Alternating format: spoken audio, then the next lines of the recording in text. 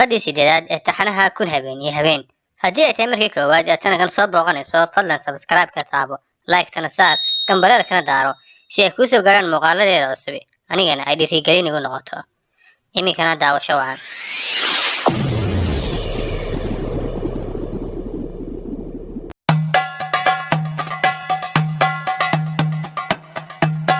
habeenkii 11 markii la gaaray ayay Shahrazad sheekadii sii waday iyada oo tiri markaas ayay gabadhii yiraahdeen u kaadiya mid kasta waxa la weydiinayaa sababta halkan keentay iyo qisadiisa kadibna kurga laga gooy. waxa uu horeeyay wiilkii xamaaliga ahaa waxa uu yiri waan idin wada baryayaa aniga dilkan haliga cafiyo wallahi nolol macaan oo dhib la'aan ah ayaynu ku jirnay ka hor intaysan inoo imanin dadkan saboolka ah iyo tujaartan baas aniga iska cafiya halkina wuxuu ka tiriyay tix gabay ah oo ku baryo tumayo. markaas ay gabadhii ku qosleen maadaama uu si qosol badan hadalka isugu duway iskuna difaacay. kadib waxa ay yiraahdeen mid kasta qisadiisa ha noo sheego kadibna iridka ha ka baxo oo yaan halkan dibadaba lagu arkay. waxa istaagay xamaaligii waxa uu yiri aniga qisadeeda waa la wada yaqaana waxaan iska ahay xamaali basiit ah ilaa aad idinku ii timaadeen wax kale oo aan wariyaana ma jiraan. iska tag bay ku yiraahdeen dumarkii waad fasaxan tahay balse iska jir in dib halkan lagu arko. markaas ayuu yiri may wallahi baanan baxaynin aniga oo maqla sheekada nimankan kale mooyaane. halkii ayuu fariistay. waxa la soo qabtay saddexdii nin ee saboolka ahaa midkood waxaana la weydiiyay maxay tahay sheekadaadu ishaan aad laadahay miyaad ku dhalatay mise way kaa dhacday maxaad madaxa u xiratay maxay tahay saboolnimadan baa inay ku haysaana. markaas ayuu yiri anigu cawarnaanta kumaan dhalin ee waxa ay qabsatay sheeko cajiib ah oo haddaan ku qoro xitaa irbad ay cibro u noqonayso qof kasta oo cibro qaata. saboolkii koowaad waxa uu hadalkiisa ku bilaabay anigu waxaan ahaan jiray wiil uu boqor dhalay waxaana jiray nin adeerkay ahaa oo isna boqor kale ka ahaa magaalo kale. anigu inaan adeerkay soo booqdo oo boqortooyadiisa ugu tago wiilkiisa oo ahaa in adeerkina aan la soo ciyaaro aad ayaan u jeclaa. inta badanna waa booqan jiray waana u tagi jiray. maalinkii dambe ayaan adeerkay booqday wuuna i soo dhaweeyay isagoona i sharfay. kadibna waxaa dhacday waxa ii yimi in adeerkay wuxuuna igu yiri in adeerow hal arrin ayaan kaa codsanayaa ama ii samaynaysaa. kolkaas ayaan ku yiri haa waa kuu ballan qaadaya inaan kuu sameeyo wixii aan awoodo. wuu kaxeeyay waxa uuna i geeyay meel qubuur ah agteeda wuxuuna igu yiri halkan igu sii sug waan soo noqonayaa. markuu in cabaara iga maqnaa ayuu soo noqday isagoo ay la socoto gabadh xijaaban oo aan la arkayn. kadibna god meesha ku yaalay ayuu qoday. cabaar markuu qodayay ayaa waxaa soo baxay albaab waxa uuna geliyay gabadhii. kadibna waxa uu igu yiri walaalow haddii aan adeerka ahay waxaan kaa codsanayaa inaad godkan marka aan albaabka xidho aad igu daboosho oo kor ka duugto qofna aanad u sheegin. waan ka ogolaaday sidii ayaan u sameeyay. kadibna waxaan ku soo laabtay qasrigii. subaxii markii waagii bariyay ayaan soo kacay aniga oo naxsan waanan ka murugooday inaan adeerkay godkii ku xidhay. kadibna waan soo baxay waxaanan imi goobtii laakiin meeshii waan garan waayey. sidaan u raadinayay ayuu gabalkii iigu dhacay meeshii. kadibna waxaan ku laabtay qasrigii anigoo aan adeerkay waxba u sheegin. subaxii dambana hore ayaan ka soo baxay oo waxaan ku soo noqday boqortooyadii aabbahay anigoo aad uga xun waxa aan sameeyey. kadib waxaa dhacday markii aan ku soo laabtay magaaladii uu aabbahay ka talinayay ayaa waxaan magaalada ugu imi jawi kale iyo iyada oo wax walba isku qasan yihiin. markaasaan dadkii waraystay waxaana la ii sheegay in aabbahay la dilay boqortooyadiisiina uu la wareegay wasiirkiisii. iyada oo hadalkii la ii wado aniguna aan naxsanahay kana xumahay dilka aabbahay loo geystay ee meeshii waxaa yimi ciidankii wasiirka. way ii qabteen waxaana ii geeyeen wasiirkii oo ay xurguf hore naga dhexaysay. xurgufta naga dhexaysay waxay ahayd anoo yar ayaa maalin qasriga waxaa ku soo degay shimbir anigana waxaa gacanta iigu jiray waraf. markaasaan shimbirtii dhagax ku tuuray anigoo warafkii adeegsanaya. nasiib xumo wasiirkii oo meesha marayay ayuu dhagaxii isha kaga dhacay halkaas ayuuna ku ilbaalay. balse maadaama oo markaa aan ahaa wiilka boqorka igamuusan aarsan karaynin laakiin hadda gacantiisa ayaan ku jiraa.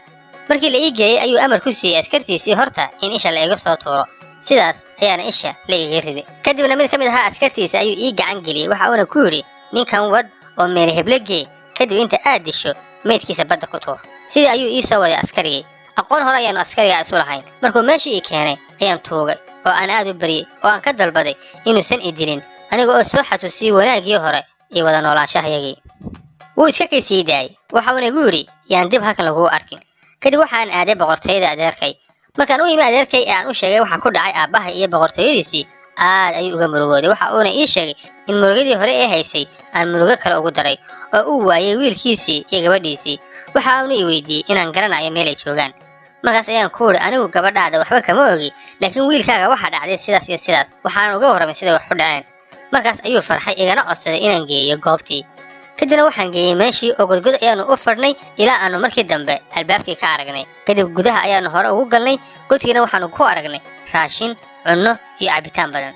ilaa iyo markii dambe aanu u tagnay wiilkii iyo gabadhii oo sariir isla saaran oo inta ay gubteen dhuxul isu beddelay. markaas ayuu odaygii adeerkay ahaa yidhi naclad ha ku dhacdo. imsaan uga digay walaashii, waxa uuna ii sheegay in wiilkiisu uu ku fidnoobay walaashii islamarkaana uuga taagi waayey. laakiin markii dambe uu kala qariyey, balse soo ay isku heleenba ay is heleen, way soo kaxaysteen iyagoo halkan ku dhuuntay. balse ilaahay ayaa cadaabkiisii ugu soo qadimay ifka ayuu yidhi, isaga oo kii aakhirana u harsan yahay. wuxuu odayga igu yidhi waynu aasaynaaye wixii dhacay cidna ha u sheegin adeer. waayahay baan ku idhi. kadib markaanu magaaladii ku soo laabannay ayaanu ka war helnay in wasiirkii magaaladii adeerkeena uu ku soo duulay, xoogna uu kula wareegay inta uu ka itaal roonaaday ciidankii ilaalada ahaa. sidaas darteed anigu si aanan dhibaato ugu soo jeedin askarigii miskiinka ahaa ee badbaadiyey ayaan timihii iska xiiray, magaaladiina ka soo safray. inta aan dharkiis ka bedelay oo dharkan foosha xun soo xidhay ayaan imi magaalada Baqdaad si aan amiirulmu'miniin Haaruun Rashiid uga warramo waxa dhacay. markay sheekadu halkaas maraysay ayay Shahrazaad dareentay in subaxii la gaadhay. markaas ayay aamustay oo joojisay hadalkii u bannaanaa. habeenkii la tooran markii la gaadhay ayay Shahrazaad sheekadii sii ambaqaaday iyada oo leh ninkii saboolka ah waxa uu yidhi aniga oo jidka socdaya waxaan la kulmay ninkan kale ee faqiirka ah. markaanu iswaraysanay kadibna waxaa nooga hor yimid faqiirkan kale. sidaas ayaanu isku soo weheshanay saddexdeedii sabool ilaa aanu halkan ka nimi. aniga waa taas sheekadeydii, waxaana halkan aan u imi inuu waxii qabto khaliifku. markuu amiirulmu'miniinkii hadalkaas maqlay aad ayuu ula yaabay, aadna uuga murugood. markaas ay gabdhihii ku yidhaaheen faqiirkii koowaad waad fasaxan tahay waanaad bixi kartaa. balse waxa uu yidhi ma tegayo ilaa aan dadka kale sheekadooda ka maqlo. halkii ayuuna isna fadhiistay. waxaa soo kacay saboolkii labaad. waxa uu hadalkiisa ku bilaabay aniguna sidoo kale kumaan dhalanin ishan dunsan ee waxa ay soo martay sheeko cajiib ah oo haddii irbad xataa lagu qoro ay cibro u noqonayso dadka cibro qaata. waxa ayna tahay anigu waxaan ka soo jeedaa qoys boqortooyo, waxaan quraanka ku akhriyay 7 riwaayadood ee lagu akhriyo. waxaan kaloo akhriyay kutubta diiniga ah aniga oo cilmiga ka qaatay culimo waaweyn oo caan ahaa. intaas waxaa ii sii dheereed culumta kale ah cilmiga xidigaha iyo gabayada, ilaa uu warkaygu meel kasta iyo boqortooyo kastaba gaadhay. kadibna waxaa arrinteeda maqlay boqorka Hindiya. markaas ayuu aabbahay erge u soo diray kuwaas oo siday hadiyado qaali ah iyo fariin uu aniga iga codsanayo inaan soo booqdo boqortooyadiisa isaga oo martiqaad ii fidiyey. markaas ayuu aabbahay diyaariyey 6 markab waana baxnay annaga oo badda ku sii jirnay muddo bil ah ilaa aanu si nabadgelyo ah ku gaarnay berrigii. waanu soo baxnay annaga oo horey u soo raacnay 10 awr oo markabka noo sii saarnaa si ay alaabta iyo nagaba horey noogu sii qaadaan. markaan cabaar soconay ayaa waxaana helay koox burcad ah oo carab ah. markaasaanu ku nidhi annagu waxaanu nahay ergo boqorka Hindiya loo soo diray ee faraha naga qaada. waxayse nagu jawaabeen boqorka aad sheegaysaan halkan kama taliyo. markaasay naga furteen wixii xoolo aanu wadanay. intaas kumay ekaanine waxa ay go'aansadeen inay nalaayaan. kolkaas ayaanu kala yaacnay. anigoo dhaawac ah ayaan soo baxsaday. sidaan u soo cararayay aniga oo naf ah gaajo iyo oona tacbaan la ah ayaa markii dambe magaalo aanan aqoonin soo galay. qofkii ugu horreeyay aan arkaana waxa uu ahaa nin harqaanla ah. markaas ayaan salaamay anoo xaalkaygana uga warramay. wuxuu igu yidhi warkaaga iyo ciddaad tahayba cidna ha u sheegin, waayo boqorka magaaladan ka taliya waxa uu ka mid yahay cadowga ugu waaweyn ee uu aabbahaa leeyahay. haddii uu ogaado inuu boqorkaasi ku dhalana shaki la'aan wuu ku dilayaa. ninkii wuu i kaxeeyey oo gurigiisa ayuu i geeyey. dharaan xidho cunto iyo cabitaanna wuu ii siiyey. waxaana la joogay muddo 3 maalmooda. subaxii dambe ayuu ii yimi waxa uuna igu yidhi ma taqaana aqoon ama shaqo aad ku shaqaysan kartid. waxaan ku idhi waxaan ahay faqiih caalim ah islamarkaasna aqoon-yahan ah. wuxuu igu jawaabay ninkii dadka magaaladan ku nool waa dad wada caamo ah, aqoole wixii la halmaalana shaqo kuma laha wax kale ma taqaanaa. markaas ayaan ku idhi maya. wuxuu igu yidhi hadday sidaa tahay dhexda adkayso oo faashkaas qaado, duurkana qoryo ka soo gur, cidna ha la sheekaysanin, ha una sheegin qofkaa tahay. markaas ayaan baxay oo xaabadii soo guray, kadibna suuqaan u iibgeeyey waana laga wada gatay. lacagtii ayaan soo qaatay, qaybna waxbaan ku gatay, qaybtii kalena meel ayaan dhigay. waxaan sidaas ahaadaba oo ku noolaado lacagta xaabada ah. maalinkii dambe aniga oo duurka ka imi ayaan arkay geed weyn.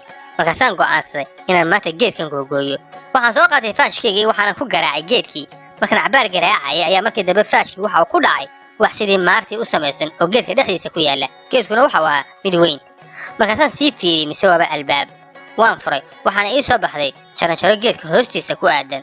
jaranjaradii ayaan hoos ugu sii degay. layaabku waxa uu ahaa inuu meesha kaba dhisan yahay guri weyn oo qasri ah. waan galay. markaas ayaa waxaan arkay gabadh aad u qurux badan, quruxdeeda darteedna murugo kasta oo ku haysa marka aad aragto aad ilaawayso. markaan arkay ayaan sujuud la dhacay anigoo u mahad celiyey ilaahay gabadha sida quruxda badan u abuuray. markay aragtay gabadhii ayay igu tiri ma jinni ayaa tahay mise insi? waxaan ku idhi waxaan ahay insi. markaas ayay igu tiri oo haddaa yaa ku keenay meeshan aan keligay deganaa muddada dheer? muddadaas oo wax insaan ah aanan ku arkin. waxaan ku idhi halkan alla ayaa i keenay. waxaan laga yaabaa murugada iyo rafaadkan ku jiro in alla iga qaado. waxaan uga warramay qisadii i soo qabsatay. markaas ayay aad iila murugootay, waxayna ii sheegtay in iyaduna xaalkeedu uusan fiicnayn. waxayna igu tidhi anigu waxaan ahay gabadh ina boqorad ah, wuxuuna aabbahay igu daray in adeerkay, balse intaanan aqal gelin waxa ay soo afduubtay cifriid la yidhaahdo jarjiis binu raajuus binu ibliis. waxa uuna i keenay halkan aad u jeedo, isaga oo sidoo kalena ii keenay wax kasta oo aan u baahanahay. 10kii habeenba hal habeen ayuu ii yimaadaa, isagoo isu soo ekaysiiya muuqaal nin cajam ah. wuxuuna ii sheegay in haddii aan wax u baahdo aan qubadaas yar ee halkaas taalla taabto. markasta oo aan taabtana anigoon xitaa gacanta ka qaadin ayuu markiiba ii yimaadaa. hadda isagu wuxuu iga sii maqan yahay 4 maalmood, wuxuuna ii iman doonaa 6 maalmood kadib. ka waran haddii aad ila joogto muddo 5 maalmood ah, maalinta oo iman doonana maalinta ka horeysa aad iga tagto. qof insi ah oo la sheekaysto ayaan u xiisooday. markaas ayaan ka ogolaaday. kadibna way ii waday, waxayna ii keentay dhar qurux badan, waxayna igu ishaartay inaan soo qubaysto oo dharkana soo xidho. markaan sidii yeelay ayay ii keentay cunto iyo cabitaan macaan. halkii ayaanan ku casheeyey, kadib ayayna igu tidhi xoogaa yar naso oo seexo, waa daalan tahay. markaas ayaan u mahad celiyey oo aan seexday, anigoo iskaba ilaaway dhibkii ii haystay. xoogaa kadib markii aan soo kacay waxaan arkay iyadoo ay kor fadhida oo lugahana ii duugaysa. markaas ayay igu tidhi waxaa mahad iska leh ilaahay halkan ku keenay, wallaahi baan ku dhaartay noloshaydii ciil ayay isku beddeshay tan iyo markii aan halkan maxbuus lagaga dhigay. waxayna tirisay tii xalaacal ah oo ay kaga xawarramayso dhibta haysata. markaan maqlay gabigii gabadha ayaaba sii jeclaaday jacayl dhab ah. halkii ayaanan kula sheekaystay, waxaana la qaatay habeen aanan weligii ilaawi doonin. markaasaan ku idhi soo bax oo ina keen halkan aan kaa kaxeeye. gabadhii markay hadalkayga maqashay way igu qosashay, waxayna igu tidhi iimaan yeelo niyow, cifriidkani 10kii habeenba hal habeen ayuu ii yimaadaa, inta kalena adiga iska leh ee isdeji. markaas ayaan ku idhi uma dulqaadan karo sidan, qubadaas gambaleelka ahna waan garaacayaa.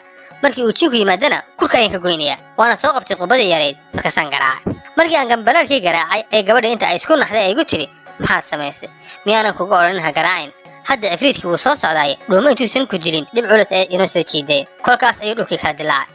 intaan naxay ayaan dharkii albaabka u cararay, cabsi darteedna waxaan ka soo cararay faashkaygii iyo kab aan lahaa. markuu cifriidkii yimi ayuu gabadhii ku yidhi maxaa darnaa ood igu wacday. waxayna tidhi wax kale ma jiraane, xoogaa caajis ayaan dareemay iyo oon daran, waxaan rabay biyo qabow oo aan caajiska iskaga biyo. kolkaas ayuu jinniga arkay kabtii iyo faashkii. gabadhii ayuu weydiiyey oo ku yidhi agabkani waa mid insiga u gaar ahe, maxaa halkan keenay, mise gadaasheeda ayaad si qarsoodi ah dad insi ah ula kulantaa. markaas ayay gabadhii tidhi maanta ka hor mabaan arkin, waxaase laga yaabaa markaad soo gelaysay ee dhulka kala jeexmay inuu adiga ku soo raacay oo kala socday. balse jinnigii middaas kumuu qancin. gabadhiina wuxuu ku xidhay tiir meesha ku yaallay, markaasuu aad u garaacay, balse waxba uma ay sheegin. aniga oo naxsan aadna uga shalaynaya arrinka aan sameeyey ayaan imi gurigii. cabbaar markaan joogay ayaa waxaa ii soo galay harqaanlihii oo igu yidhi waxaa bannaanka jooga nin cajam ah oo faashkaagii iyo kabtaadiiba wada. markaas ayaan soo baxay, mise waa cifriidkii oo ku dhaartay inuu keeni doono qofkii lahaa faashkaas iyo kabtaas. markuu i arkay ayuu intuu cifriid isku beddelay dhulka ila galay ilaa uu ii geeyey gabadhii oo sidii tiirkii ugu xidhan. markaas ayuu gabadhii ku yidhi ninkan ma taqaanid miya. waxay tidhi weligay maanta ka hor maan arkin. intuu seef dheer u dhiibay ayuu ku yidhi hadday sidaas tahay qabso seeftan oo kurka ka goo. kolkaas ayay gabadhii tidhi qof insaan ah oo aan wax dembi ah geysanin sidaan qoorta uga gooyaa. kadib ayuu aniga ii soo jeestay, wuxuuna igu yidhi adigu gabadhan miyaad taqaanaa. waxaan ku idhi maya. inta uu seeftii ii dhiibay ayuu igu yidhi haddii aanad gabadhan aqoonin seeftan qabso oo kurka ka goo, mana ku dili doono kolkaas ayaan ku idhi haddii iyadoo gabadh ah ay garatay qiimaha insaanku leeyahay, maxaa ii diiday inaan garto anigoo nin raga ah. markaas ayuu seeftii qaatay oo gabadhii gacanta midig ka gooyey, kadibna gacanta bidix, kadibna lugta midig, kadibna lugta bidix. wuxuuna igu yidhi sidaas ayaan ku abaalmariyaa gabadha khiyaanta, adiga soo ma ahan waxaan kugu samayn doonaa wax dilka kaaga daran. inta uu isixray ayuu ii beddelay daanyeer, kadibna dhul hawd ah ayuu igu tuuray. waxaan hawdkii ku jiraba aniga oo ka xun wixii gabadha ku dhacay, dhibkan isoo maray iyo sida hadda xaalkaygu yahayba, ayaan maalinkii dambe ku soo dhacay meel xeeb ah, mise waa markab safar ahba. markaas ayaan si qarsoodi ah markabkii ku soo fuulay. muddo kadib waxa ay arkay nimankii markabka lahaa, waxayna isweydiiyeen sidaan markabkan u soo raacay. mid ka mid ayaa yidhi inuu badda iskaga tuurno xayawaankan intuusan dhib inoo keenin. markaan hadalkooda maqlay ayaan koodii aan islahaa wuu ugu sarreeyaa hoosta ka galay. markuu i arkay ayuu ii beer jaraacay, wuxuuna ku yidhi faraha ha laga qaado daanyeerkan, aniga ayuu magan ii yahay. wixii markaa ka dambeeyey ninkaas kama aanan fogaan jirin, wax kasta oo u baahan yahayna waan u keeni jiray, aad ayuuna ii jeclaaday. waxaanu soo socnaba oo safar ahaanaba markii dambe waxaa nagu kacday duufaan aad u xoog badan, waxaanan u jihaysanay dhankii xeebta si aanu isu badbaadino. markaanu xeebtii tagnay ayaa waxaa noo yimi ciidan ka socda boqorkii magaaladaas u talin jiray, waxayna ahayd magaalo cilmiga aad looga jeclaa, dadkeeduna waxay u badnaayeen dad culimo ah. Markaas ayay noo keeneen waraaqo iyaga oo yidhi boqorku wuu idin soo salaamaya, wuxuuna idin soo dhiibay warqadahan. Qof kastana fartiisa iyo wuxuu yaqaano ha ku soo qoro, qofkii ugu farqurxoonaada boqorka ayaa abaal marin doona.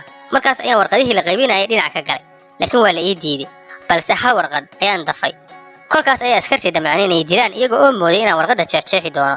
ninkii markabka ka mas-uulka ahaa ayaa ku yidhi daaya bal aynu eegno waxa uu warqadda ku sameeyey weligay maan arkin daanyeerkan mid ka maskax badane. markay sheekadu halkaa maraysay ayay Shahrazad dareentay in subaxii la gaadhay. markaas ayay intay aamustay ay joojisay hadalkii u bannaanaa. innaguna halkaasinu kusoo koobaynaa maanta xalqadeenna. inta xalqadan xalqad lamid ah aynu ku kulmayno waxaan idinkaga tegayaa nabadeey.